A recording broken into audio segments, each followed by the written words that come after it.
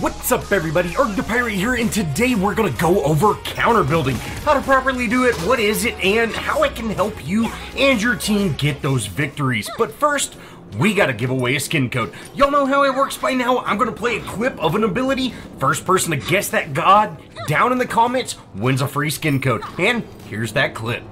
That one's pretty unique, and good luck to everybody, including y'all tier 2 guys. Alright, now let's get into this video. First up, we have to go over what is counter building, and it's simply building items to counter enemy gods. And this is done by most of y'all without even knowing it. If you pick up beads or AEGIS or several other relics at the beginning of the game for your first starting relic, you are essentially counter building. If you see here, we're going against this Ymir. He's got a stun, or he's got his freeze, and his slow beads counters that. That's simply what counter building is in its most basic form. When you pick up beads, you are countering anybody that has a form of CC. Now, instead of going over each specific god and talking about how you can counter build towards that individual god, we're going to kind of stick to 4 general areas: movement speed, crowd control, healing, and high damage gods. But the first thing we have to go over is relics, because relics are the first way that you can instantly counter build somebody or an enemy team right off the bat. Now, if the enemy team has, let's say, an RTO and a Ares in their duo lane, and you're playing an ADC, you are much better off going with beads, because, hey, once their ultimates come online, you will be stunned for so long, there's absolutely no way you'll be able to survive that. So, you might be better off picking up beads and avoiding a ton of those ultimates, and you might be able to either get out or poke them down by the time your immune wears out. The same can be said for Aegis, except it's more of damage based. If you're in mid lane facing a Poseidon or even a Scylla who are capable of just insane amounts of damage all at once, you might be better off with Aegis, because you can immune that 1000 damage bomb that they hit you with, and you're able to turn around and actually beat them up because now they're on cooldown. So, picking the right relic can really help you counter build towards the enemy gods you're facing.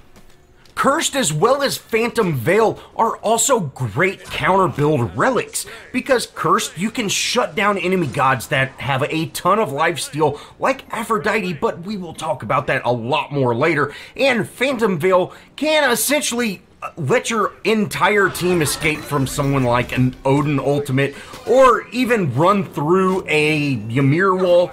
These items can really be tuned to help out, but they are more enemy team specific than something like Aegis or beads.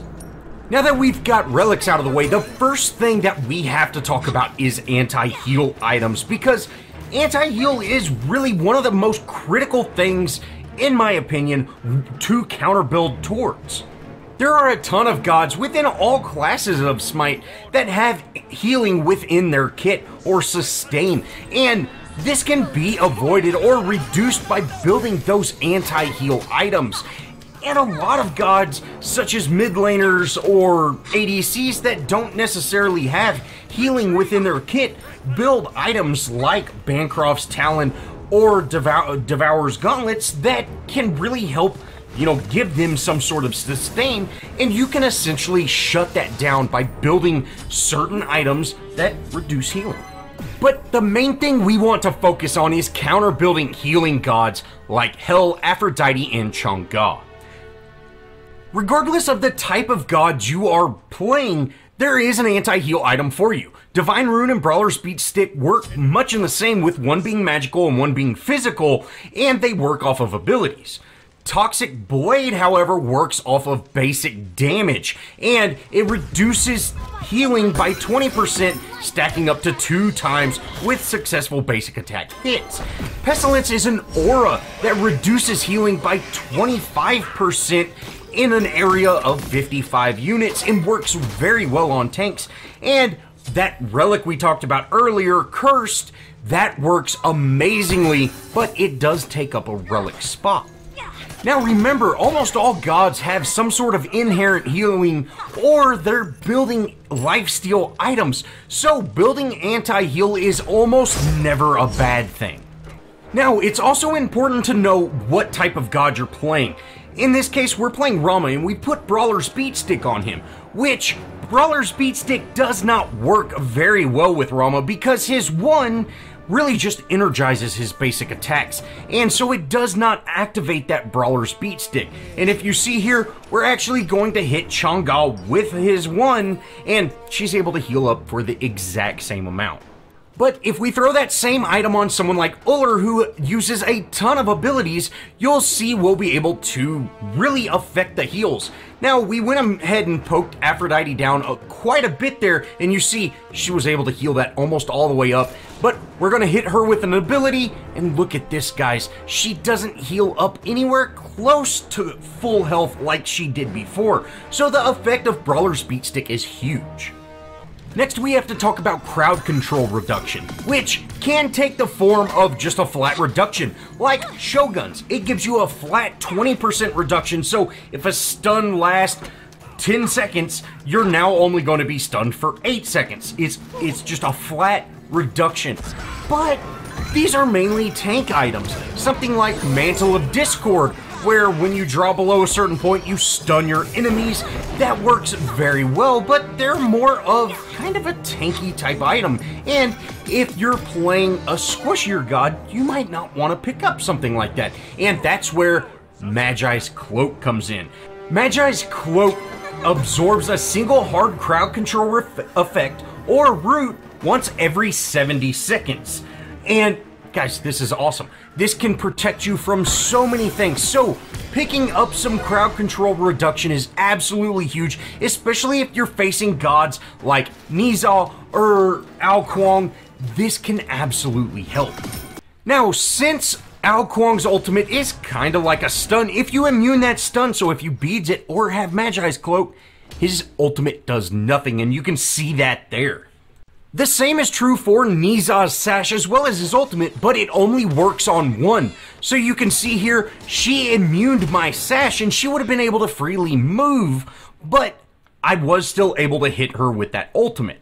But you can combine Magi's Cloak and beads to effectively shut down some gods like Nizal, and if you see there, both beads and that Magi's Cloak basically nullified my entire kit, and we weren't able to do anything.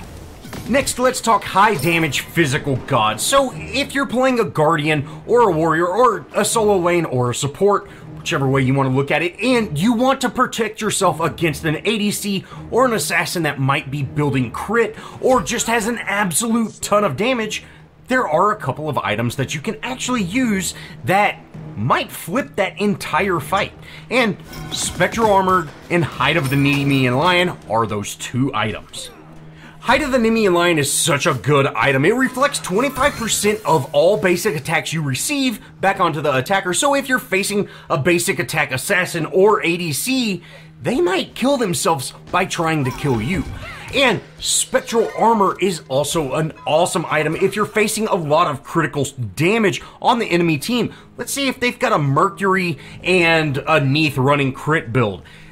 These 2 gods, by putting Spectral Armor on, you will reduce their critical strikes down to 60% instead of that 100%, effectively shutting them down with that massive amount of damage. And these 2 items paired together, what it's really going to do is allow you to survive longer, which as a guardian or as a support, that's kind of what you want to do. You want to survive as long as possible, get those cooldowns, and really control the fight through your damage or through your sustain and through your crowd control. You're not necessarily trying to damage anybody, and these 2 items can really help that out. Now in this clip, Ymir has a pretty standard Ymir build, but he put Hide of the Nemean Lion on. And I'm not quite to max build. I would typically have lifesteal on, but you can see, without my lifesteal, I am going to kill myself by trying to kill Ymir. And this is huge, guys. This is a great item you can put on that can really help you out. With that same build, Ymir switches to that spectral armor, and you can see it's reduced my critical strikes down quite a bit, and this is going to allow him to stay in that fight longer because I'm not able to take him out near as fast. Movement speed is also another thing you can counter build towards. There are two relics, Horrific Emblem, which slows in a giant AoE around you, or Heavenly Wings, which speeds up all your allies in an AoE around you, but there are a handful of items that you can use as well.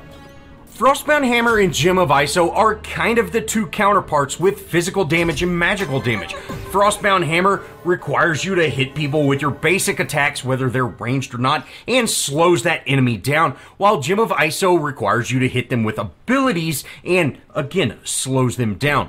Wind Demon and Poison Star, on the other hand, work with those crit gods, so if you're building an ADC or potentially a jungler, you might throw something like these on, which Wind Demon speeds you up when you critically strike, and Poison Star slows the enemy down when you critically strike. Since I have covered penetration in another video, I'll go ahead and leave a link below because I go into much more depth with that, and you can really figure out what protections do and what exactly 10 penetration will do to a god. If you're interested in that, please check that out. But every character should be building some sort of either penetration or protections. If you're building a more tanky god, you want protections. If you're building a full damage dealing god, you want to have penetration to break through that armor and actually take someone out. Well, that's going to kind of wrap it up for this small little intro into counter building. I really hope this helped out, guys. If you have any questions, let me know. If I need to explain something better, let's talk about all that down in the comments. And if you'd like me to make another video going into a lot more depth over things, or actually showing a lot more, you know, kind of those little clips that I was putting in, let me know, and I will definitely get to work on that. But as far as that goes, guys, I really hope y'all enjoyed, and if you did, show me some love, leave me a comment, think about subscribing, and as always, I'll see y'all in the next video.